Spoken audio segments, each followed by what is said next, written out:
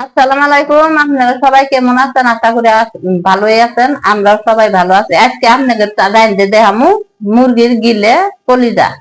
এই যে আমি পেঁয়াজ কাটে নিছি, এখন আমি চুলাই বসাই দিই। সিদ্ধ করে নিছি, সিদ্ধ না করলে রক্তটা বাইর হইলে খাইতে বেশি লাগে না, ঘিন করে। তেল দিম।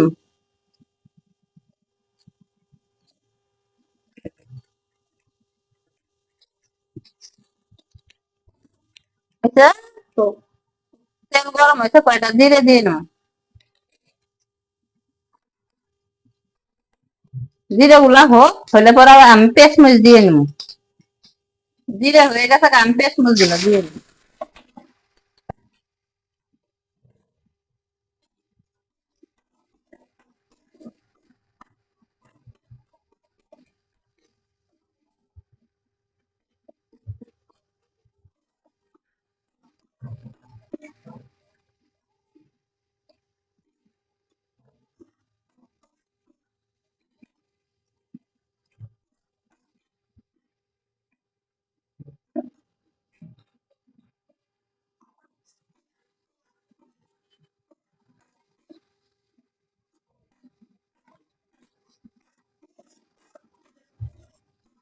পেঁয়াজ গুলা আদা ভাজা হয়েছে, এখন আমি এই যে কয়টা আলু কয়লা থুইছি, আলু কয়টা পেঁয়াজ দিয়ে ভাজে নিব।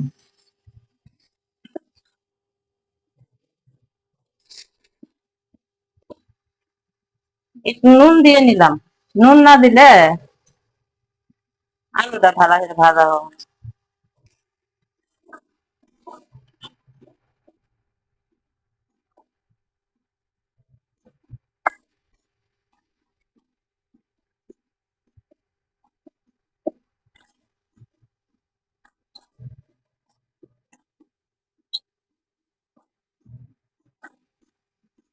এরকম করে পেঁয়াজ সাথে আলু ভাজে দিবেন, খাইতে ভালো লাগবে।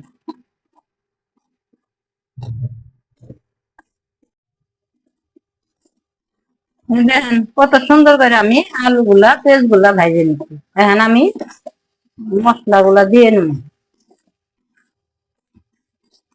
মশলা দিয়ে পরে আমি কষানো। হলুদের ফাঁকি, মরিচের ফাঁকি, আদা রসুন বাটা।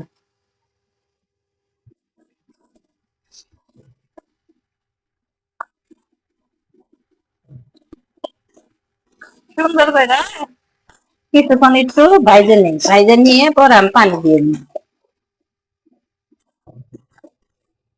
আমার ভাজা হয়ে গেছে গা, আমি এখন একটু পানি দিয়ে নিই।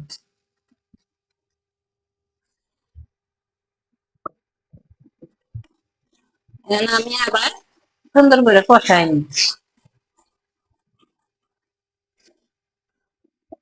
এই যে আমার আলু পেঁয়াজ গুলা কষানি হয়ে গেছে গা, এখন আমি সিদ্ধ করে রাখছি যে কলিজা গিলা এটা দিয়ে নিই।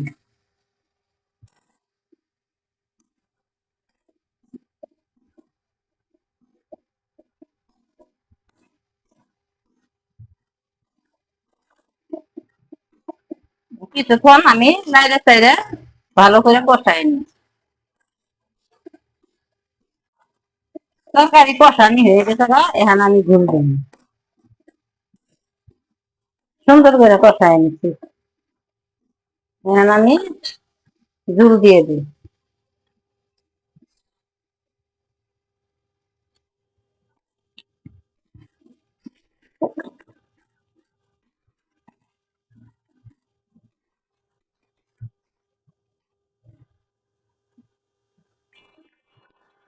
আমি কিছুক্ষণ ঢাইকে জাল করবো।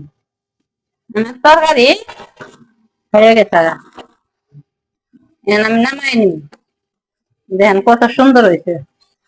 এরকম করে দেন দেখেন, খাইতে অনেক স্বাদ না।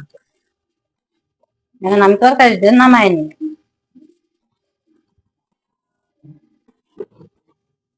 তখন ভিডিওটা দেখার জন্য আপনাকে ধন্যবাদ। সবাই ভালো থাকেন, সুস্থ থাকেন, আল্লাহ হাফেজ।